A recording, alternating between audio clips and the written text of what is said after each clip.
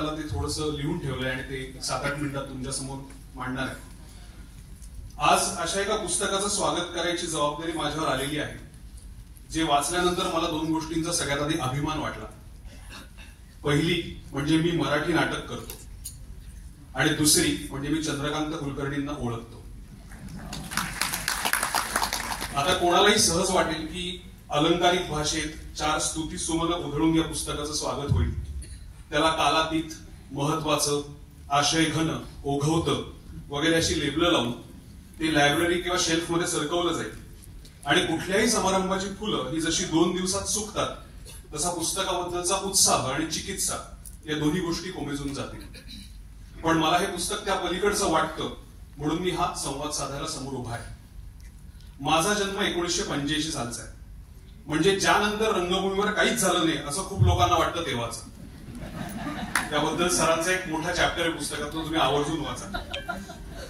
नाटक काय असतं हे कळायला साधारण 95-97 काळ उजाडला आणि त्यानंतर कॉलेजच्या वयामध्ये आणि अर्थात पुण्यात असल्यामुळे 60-70च्या दशकात सगळंच कसं चांगलं होतं आणि त्यानंतर सगळंच कसं रसातळाला गेलंय असं नॅरेटिव्ह असलेली खूप लोक भेटली होती. व्यावसायिक आपल्याला ऐकी बाहेरचा आहे आणि प्रायोगिकवाले आपल्याला आत येऊ देत नाहीत अशी माझ्यासारख्या खूप लोकांची अवस्था होती. अशा द्विधा मनस्थितीमध्ये मी आणि माझ्यासारखे खूप लोक असताना सरांचं नाव आम्हाला पुसटचं कानावर यायला लागलं होतं. कुठल्याही नाटकाच्या संहितेच्या पुस्तकामध्ये माझ्या सगळ्यात आवडीचं पान हे या नाटकाचा पहिला प्रयोग या ठिकाणी झाला आणि त्या या लोकांनी काम केलं हा असायचा. कारण मला त्या नाटकाच्या त्या पहिल्या प्रयोगाचा फील यायचा आणि त्यामध्ये चंद्रकांत कुलकर्णी हे नाव मला सातत्यानं सापडायला लागलं, दिसायला लागलं. मग वाटलं की बहुतेक हा माणूसही हाडहूड करणार असणार, हाही हस्तिदंती मनोरात बसणार असणार. पण महाविद्यालयीन स्पर्धा, प्रायोगिक नाट्य महोत्सव आणि व्यावसायिक नाटकाचे शुभारंभ या 3ही ठिकाणी त्यांचं वावरणं दिसलं आणि लक्षात आलं की त्यांना फक्त जुन्याची आवड नाही तर नव्यासाठी सवड सुद्धा आहे. त्यांच्याबद्दल वाढलेला जो आदर आहे तो तेव्हापासून वाढतोच आहे आणि या पुस्तकाने तो अजून वाढलेला आहे. याचं पहिलं कारण जर तुम्ही नीट पाहिलं तर त्या पुस्तकाच्या मुखपृष्ठावर आहे.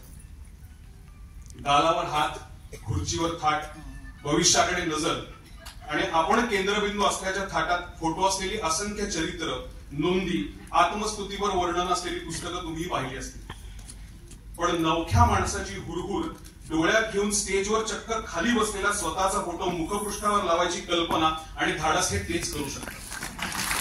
तुमच्या पुस्तकाच्या मुखपृष्ठापासून तुमच्यामध्ये आहे हे लक्षात येईल. हा काही आविर्भाव नाहीये. त्यांचा प्रश्न तुम्ही पाहिला तर तो काही आविर्भाव नाहीये, तो बडेजावा तर नाहीच नाही. हा फोटो दिग्दर्शकाच्या आत्ममग्न अवस्थेचा सुद्धा आहे आणि प्रेक्षकांच्या मंत्रमुग्ध अवस्थेचा सुद्धा. त्यात ते फक्त दिग्दर्शक नाही, ते प्रेक्षक म्हणून सुद्धा तुम्हाला बसलेले सापडते आणि या दोन्ही गोष्टींचे धागे तुम्हाला पुस्तकात पदोपदी जाणवते. यात त्यांनी स्वतःच्या नाटकांसोबत आवडलेल्या नाटकांचे उल्लेख केलेत हे विशेष आहे.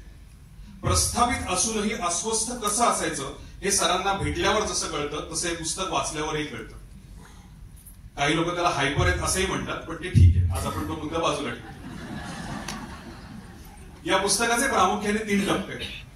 एक, तरुण धडपड्या रंगकर्मीला त्याच्या आंतरिक ऊर्जेला रंगभूमीची दिशा सापडण्याचा टप्पा. दुसरा, नाटक माध्यमावर हुकूमत मिळवताना सुद्धा नवनवीन शक्यता शोधण्याचा आणि त्या झपाटल्यासारख्या अंमलात आणायचा टप्पा. आणि तिसरा, हे सगळं करत असताना फक्त आपलाच नाही तर आपल्यासारख्या इतरांना काम आणि प्रेरणा हे दोन्ही देण्याचा टप्पा. आज महाराष्ट्रातले, विशेषतः पुण्या मुंबईच्या बाहेरचे अनेक रंगकर्मी या 3 पैकी एका टप्प्यात आहेत हे मी तुम्हाला आवर्जून सांगतो. आणि अशा वेळेला त्यांच्या हातात हे पुस्तक लवकरात लवकर पडो अशी माझी मनोमन इच्छा आहे, कारण त्यातून त्यांना खूप प्रश्नांची उत्तरं सापडतील. हे पुस्तक जुन्या रंगकर्मींसाठी जरी डॉक्युमेंट असलं तरी नव्या रंगकर्मींसाठी हँडबुक आहे, त्यामुळे ते फार महत्वाचं आहे आणि त्याचं स्वागत होणं गरजेचं आहे. या पुस्तकाचं आणखीन एक महत्वाचं वैशिष्ट्य म्हणजे ते पुस्तक जेवढे एका दिग्दर्शकाचं आहे तेवढंच संबंध नाट्यसृष्टीचं आहे. ते लेखकांचं आहे, अभिनेत्यांचं आहे, निर्मात्यांचं आहे आणि बॅकस्टेजवाल्या आर्टिस्ट सुद्धा तितकंच आहे. 80 आणि 90च्या वेगानं बदलणाऱ्या दशकांमध्ये सिनेमा आणि नाटक यांचे आक्रमण परतून लावून मराठी रंगभूमी जिवंत ठेवणारे जे महत्वाचे शिलेदार आहेत ते सगळेच्या सगळे तुम्हाला या एकाच पुस्तकात सापडतात. आणि त्यामध्ये फक्त चंद्रकांत कुलकर्णी सर नाही तर इथे असलेले रोहिणी हट्टंगडी, वंदना गुप्ते, प्रशांत दामले, नीना कुलकर्णी, निर्मिती सावंत, प्रतीक्षा लोणकर, सचिन खेडेकर, सुमित राघवन, नंदू माधव, किशोर कदम, स्वाती चिटणीस, चित्रा पालेकर, अशी किती असंख्य नावं आहेत ज्या पुस्तकामध्ये तुम्हाला सापडतील आणि त्यांचं योगदान मराठी रंगभूमी टिकवण्यात किती मोठं होतं याचा तुम्हाला पदोपदी प्रत्यय येईल. याशिवाय वसंत कानेटकर ते स्वरा मोकाशी, मोहन वाघ ते दिलीप जाधव, भक्ती बर्वे ते मुक्ता बर्वे, आनंद अमेंबल ते प्रदीप मुळे, अशा सगळ्यांबरोबरच्या गेल्या 4 दशकातल्या अर्थपूर्ण नाट्यमय आणि महत्वाच्या नाट्य नोंदी या पुस्तकात आहेत. नव्या पिढीत ज्यांच्या नाटकांची ते आतुरतेने वाट पाहत आहेत त्यात माझं नाव नाहीये, पण हरकत नाही. तरीही आम्ही एकत्र नाटक करणार आहोत हे सांगायला आजच्यापेक्षा चांगला मुहूर्त नाही. फक्त त्यासाठी मी त्यांचं कौतुक करतोय किंवा पुस्तकाबद्दल छान बोलतोय असं नाहीये, कारण शेवटच्या टप्प्यात मी माझी परखड निरीक्षण सुद्धा नोंदवणार. पण त्याआधी एक महत्वाची गोष्ट, हे पुस्तक जेवढं त्यांचं आहे तेवढंच अजून एका माणसाचं आहे, ते म्हणजे प्रशांत दळवी सर. कारण हे सबंध पुस्तक जर तुम्ही पाहिलं तर ते इंडिव्हिज्युअलिस्टिक नाही तर कोलॅबरेटिव्ह स्पिरिट मध्ये लिहिलेलं आहे. हा दिग्दर्शकीय प्रवास सुरू होण्यामागे, झेप घेण्यामागे आणि तो संस्मरणीय होण्यामागे महत्वाचं कारण म्हणजे त्यांची मैत्री आणि त्या मैत्रीत असणारी सिक्युरिटी हे तुम्हाला पदोपदी जाणवतं. यशात वाटेकरी खूप असतात, पण जो कष्टात वाटेकरी असतो तो कायम लक्षात राहतो. त्याचं प्रशांतचं त्या पुस्तकात मला कायम लक्षात. आपला दिग्दर्शक मित्र आपल्याला सोडून जेव्हा नाटक किंवा सिनेमा करतो तेव्हा लेखक म्हणून कसं वाटतं हे मी खूप वेळा अनुभवलेलं आहे.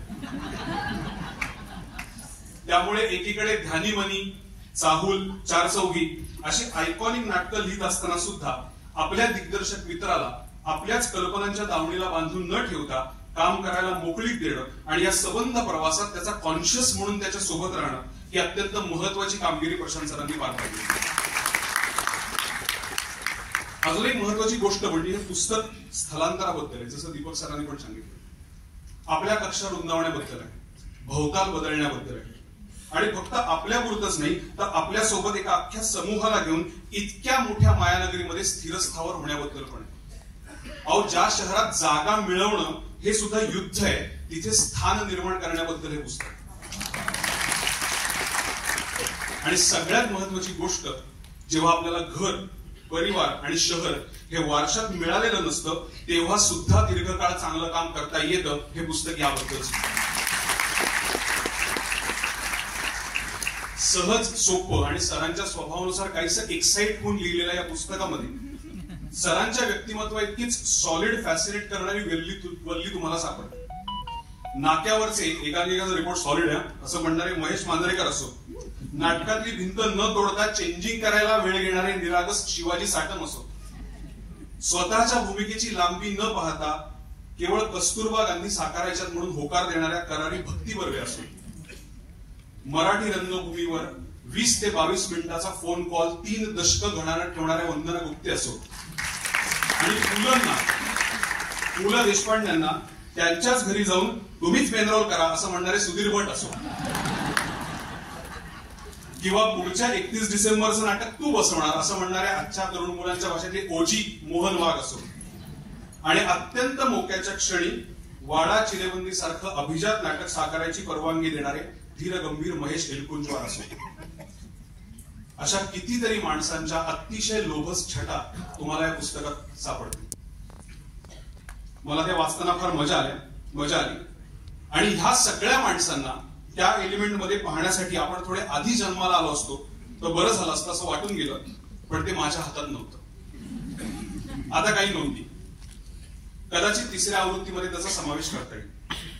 या पुस्तकामध्ये नाटकाच्या फोटो सोबतच नेपथ्याची ड्रॉइंग्स, संविधानची लेखकांच्या ओरिजिनल हस्ताक्षरातली पानं, दिग्दर्शकाच्या टिपा, तालमीचं वेळापत्रक, जाहिरातींचे डिझाईन, तिकिटाचा आराखडा या सगळ्याचा एक छोटा सेक्शन देऊ शकतो जेणे त्याला अजून दृश्यात्मक परिणाम येऊ शकतो. शिवाय सरांनी पाहिलेल्या स्मरणीय कलाकृती, मग त्या तमाशामधल्या असतील किंवा झाडीपट्टीमधल्या, बालरंगभूमीवरच्या असतील किंवा दलित चळवळीतल्या, त्यांचा फक्त उल्लेखच नाही तर त्याची नोंद सुद्धा पुढच्या आवृत्तीमध्ये सविस्तर असायला हवी. याशिवाय रंगभूमीवर काम करणाऱ्या पुढच्या पिढीकडून त्यांना रंगकर्मी म्हणून काय अपेक्षा आहेत, त्यांच्याबद्दल त्यांचं काय मत आहे, ही पताका त्यांच्या हाती देताना लिखित स्वरूपात या पिढीला काय सांगता येईल याचा एक रंगविचार किंवा रंगभान सुद्धा त्यांनी मांडणं आवश्यक आहे. त्यांनी आजच्या पिढीला, ज्यांना 2002च्या आधीचं काहीच माहित नाही आणि त्यात त्यांची काही चूक नाही, त्यांना हे फक्त स्मरणरंजनाचं साधन न वाटता भविष्यासाठी दिशादर्शन वाटू शकेल. शिवाय सातत्यानं होणाऱ्या पुनरुज्जीवित नाटकांबद्दल आणि त्याच्या रंगभूमीवर होणाऱ्या साधक वादक परिणामांबद्दल सुद्धा त्यांनी या पुस्तकात पुढे लिहिलं पाहिजे असं मला वाटतं. हे सगळे मुद्दे लक्षात घेऊन सुद्धा मला या पुस्तकाचं मनोमन स्वागत करावं असं वाटतं. कारण दुसऱ्यांच्या पुस्तकात आपलं नाव येईल न येईल, पण आपण जो काळ जगलो त्याची नोंद आपण ठेवणं फार गरजेचं असतं.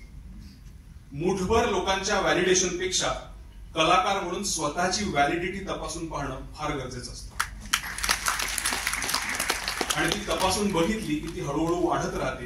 हे चंद्रकांत कुलकर्णी इतकं सांगणारं दुसरं उदाहरण नाही, कारण ते गेली 40 वर्ष स्वतःची व्हॅलिडिटी अबाधित टिकवून आहेत आणि पुढेही टिकवून ठेवतील. मला माहितीये सर, या पुस्तकानंतर तुमची घालवेल कमी होणार नाही, तर अजून वाढणार आहे. तुमच्या आतली घालवेल कायम वाढत राहो. या पुस्तकाचं वेगवेगळ्या भारतीय भाषांमध्ये आणि मुख्य म्हणजे इंग्रजीमध्ये अनुवाद हो, कारण ते इंग्रजी झाल्याशिवाय आपल्याला काहीतरी महत्वाचं झालं असं वाटत. नाटकावर प्रेम करणाऱ्या प्रत्येकाच्या हातात हे पुस्तक पडो. 1985 नंतर मराठी रंगभूमीवर जे जे चांगलं झालं त्याचा शोध आणि बोध हे दोन्ही वाचकांना हो.